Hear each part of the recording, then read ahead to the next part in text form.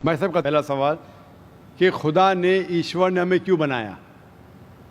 دوسرا سوال کہ خدا نے اتنے مختلف مذاہب کیوں بنائے, وائی سو مینی ریلیجنس. اور تیسرا سوال خدا کانٹرڈکٹ کیوں کرتا ہے, خدا اختلاف کیوں کرتا ہے, پہلے یہ پہلے وہ, پھر بھگوت گیتا میں, پھر قرآن میں, کیوں ایسا کانٹرڈکشن ہے. 3 سوال برابر. پہلا سوال کہ خدا نے ہمیں کیوں بنایا ہے, اس کے اوپر پوری تقریر کیا ہوں میں. Purpose of creation, purpose of creation پوری تقریر ہے میری 1.5-2 گھنٹے کی, سوال جواب کے ساتھ 3-3.5 گھنٹے کی, وقت نہیں ہے لیکن مین پوائنٹ کہوں گا.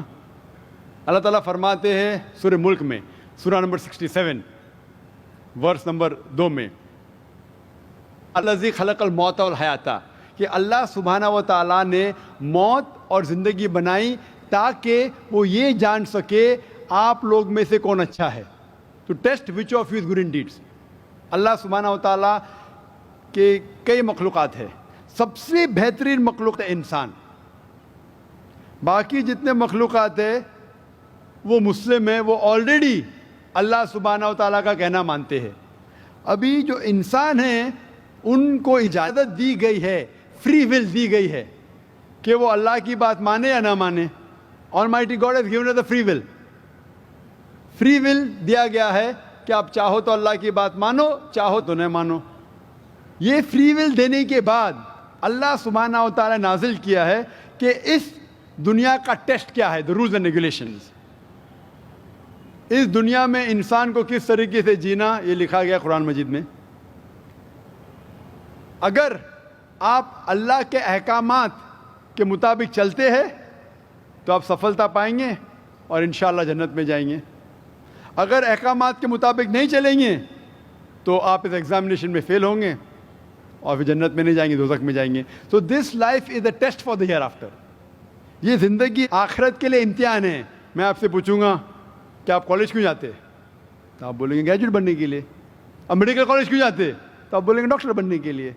تو ہم یہ دنیا میں آئے ٹیسٹ پاس کرنے کے لیے, کیونکہ اس دنیا میں آنے کے پہلے سورہ اعراف سورہ نمبر 7 آیت نمبر 172 میں لکھا ہے کہ اللہ سبحانہ و تعالیٰ نے ساری انسانیت کو, آدم سے اب تک ساری انسانیت کو, from the lines of Adam, کھڑا کیا پوچھا کہ کون ہے عبادت کے لائق, اور سب نے کہا صرف ایک اللہ سبحانہ و تعالیٰ.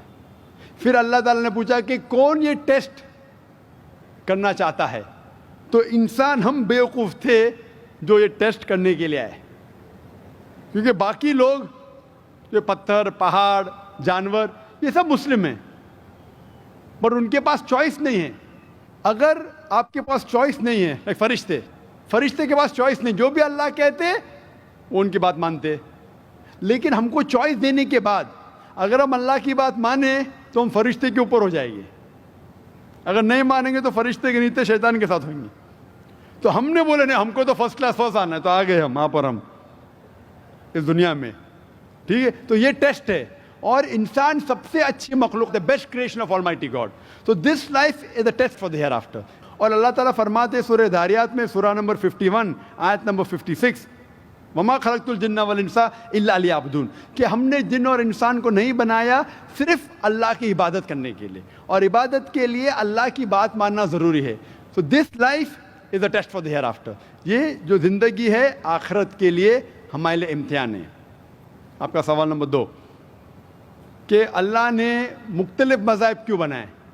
اللہ نے صرف ایک ہی مذہب بنایا ہے, ایک ہی دین, جس کا نام قرآن میں ہے سورہ ال عمران سورہ نمبر 3 آیت نمبر 19 میں, ان الدین عند اللہ الاسلام, the only religion acceptable in the sight of Allah is Islam. صرف ایک ہی دین جو اللہ کے نزدیک صحیح ہے وہ اسلام. اسلام کے معنی ہے امن, پیس.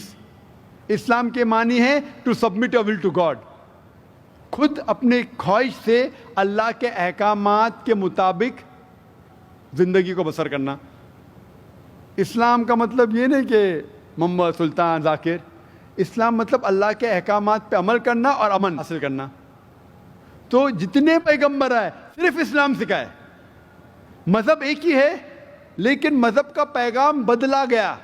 جس طریقے سے جو پہلے بھائی صاحب کے سوال میں نے جواب دیا تھا کہ سارے پیغمبر کا اہم پیغام تھا کہ خدا ایک ہے, صرف اس کی عبادت کرو, اور آخری پیغمبر محمد صلی اللہ علیہ وسلم میں.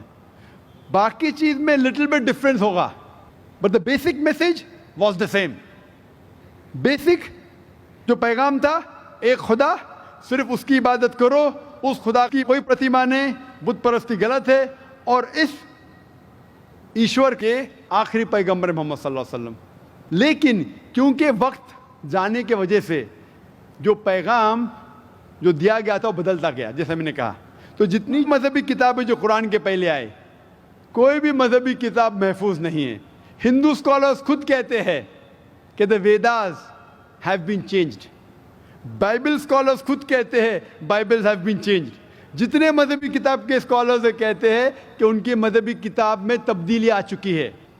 لیکن قرآن میں الحمدللہ, اور جو دشمن اسلام ہے, اکارڈنگ ٹو ولیم مور, جو ایک اسلام کا بہت گریٹ کرٹک ہے, اسلام کے خلاف بات کرتا ہے, وہ پھر بھی کہتا ہے, 200 سال پہلے کہا کہ ایک واحد مذہبی کتاب جو 1200 سال تک کے محفوظ ہے وہ ہے قرآن. تو مذہب ایک ہی ہے, اللہ میں ماننا, اس کی عبادت کرنا, اس کے علاوہ کسی کی عبادت نہیں کرنا, اور آخری پیغمبر محمد صلی اللہ علیہ وسلم, ایک ہی مذہب. ہم لوگوں نے اس کے غلط ڈفرینٹ نام دیے, تو مذہب ایک ہی تھا.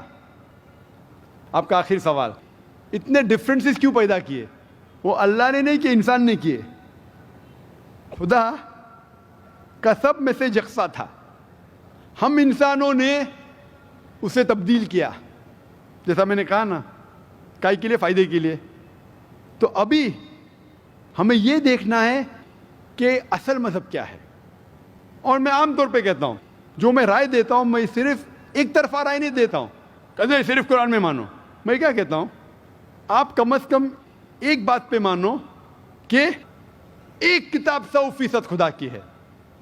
ٹھیک ہے, یہ ماننے میں کسی کو گلا شکوہ نہیں ہوگا. ہندو کہیں گا وید خدا کی کتاب ہے, عیسائی کہیں گا بائبل خدا کی کتاب ہے, مسلمان کہیں گے قرآن خدا کی کتاب ہے. پھر میں یہ کہتا ہوں کہ جو ساری مذہبی کتابوں میں یکسانیت ہے, ہم کم از کم اس کے اوپر عمل کریں. جو اختلاف ہے اسے کل ڈسکس کریں گے.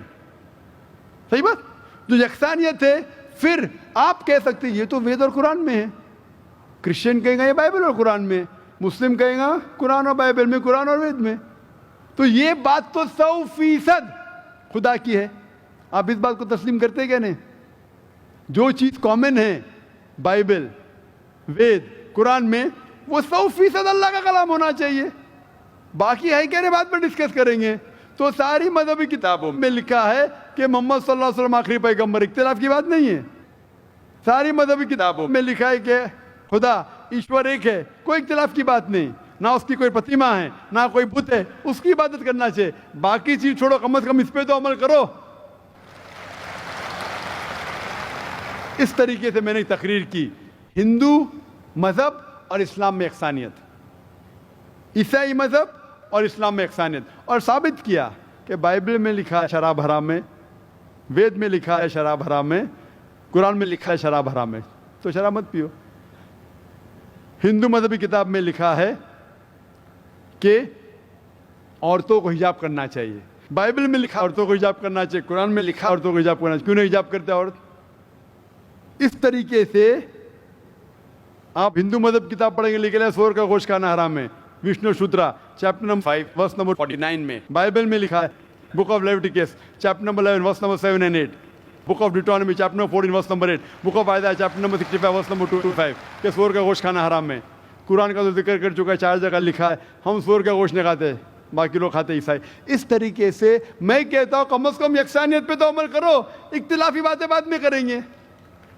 اختلاف انسان نے پیدا کیا, اختلاف پیدا کرنے کے باوجود پھر بھی الحمدللہ جتنی بھی مذہبی کتابیں بدلی گئی ہے, اس کے باوجود جو اہم احکامات اب بھی موجود ہے. اسی لیے میں آپ سے کہتا ہوں کہ ایک خدا میں مانو, نہ اس کی کوئی پرتیما ہے اور نہ اس کے علاوہ کسی کی عبادت کرو, اور آخری پیغمبر محمد صلی اللہ علیہ وسلم میں مانو.